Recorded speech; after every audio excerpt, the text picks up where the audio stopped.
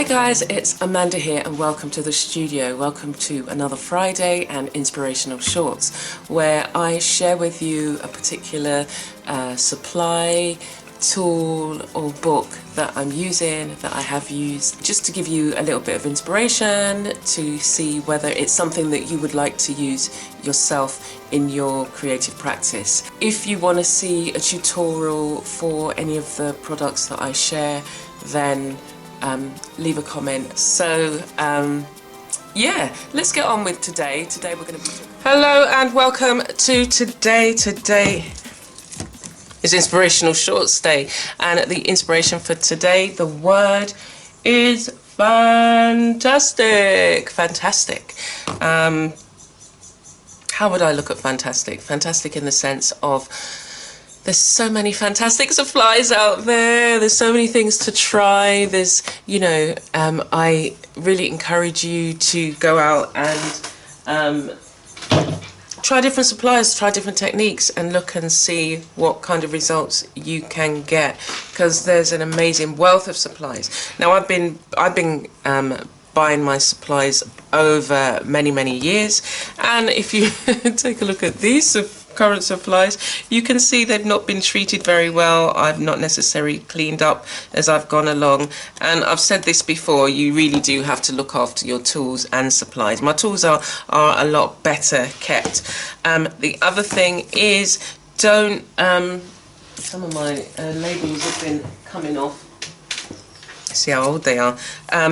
Don't take your supplies for granted, because what will happen is you'll leave them there.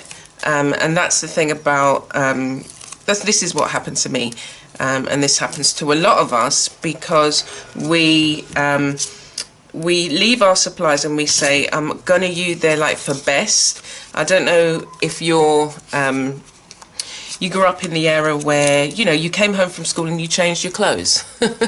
You had your house clothes and you had your going out clothes. And at one point I had my... so in relation to my the supplies I would use for myself would be the standard ones, and I'd have my best supplies, the ones that were most expensive.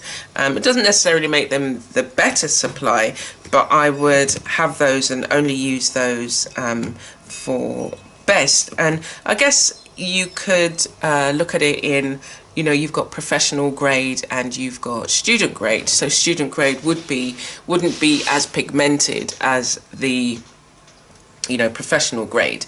So I found that the folk art paints kind of sat somewhere in between. But when I was first introduced to them, it was the these were the cheapest ones out there. A small bottle of paint, you could, you know, buy these, work in your art journal, and it wouldn't break the bank. And so over time, I've brought these, I've waited sometimes for when it's on sale, and I've been able to pick up, you know, a range of them. And this is, you know, probably just a fraction of the variety of colours that you can get. So for me, the folk art paints are handy. They're biplayed, they come, yeah, they're very handy to carry around with you. They come in a range of a variety of different colours, and you can buy as you go along. You can buy the different paints that you might need. I was doing a lot of art journaling, as I say, so I was, you know, I wanted a variety of different colours, and some of my favourite colours became these two. These were the ones that, well, not this one, this particular one. I love this colour, and yeah, if you you know, look at some of the coupons that they have available for buying supplies, then you can you know, you'll be able to afford these particular paints quite well. As I say, I've brought these over years, and one of the things I would recommend that you don't do is sit on your supplies, because they dry out. They can dry out, and I've got a couple. My ones have got thick. They haven't, some of them actually, Do you know what? I've added water to some, but some of them have totally dried out. Is that one? Maybe if I squirt some water in that, I might get some joy. But don't sit on your supplies. So don't buy so many different supplies that you can't, you forget what you've got. And that's the danger. So I'm just putting cream on my hands. Hands dry for a minute. I think I'm finding as the years go by, I'm having to, you know, you find that there may be some products that you react to, so make sure you wash up, you know, with soap and water, moisturize your hands so that, you know, you don't get affected. I've seen some people who've had to wear gloves because they've got such a reaction over time suddenly from their supplies. So the Folk Art come in this size, they come in this larger size, and I thought I had, no, if I've got some other tube ones, or is it the Deco Art? I think it's the Deco Art, you know, the one, yeah, no, actually, it's this one, yep, I was right, no it's not, it's Folk Art. So I guess this would be the, I only got a couple of these because they're a lot more expensive. This is high definition visual texture. So if you wanted to create texture, you can use this on canvas, wood, metal and paper mache. And it's got a fine tip there. It's got a fine tip. Yeah. Ooh, some's coming out. It's because it was they were laid on their side. Yeah, this tip. Oh, yeah. So when you don't use it very often, you know, the acrylic has dried in there, and I think what I did was damage the tip because it's not as fine as this one. I think I might have cut it off because it just wasn't coming through. Anyway, so they're the three that I've got. Again, this one, I brought it because it was on sale. It was really cheap and this was the only colour they had, but I didn't really like the colour.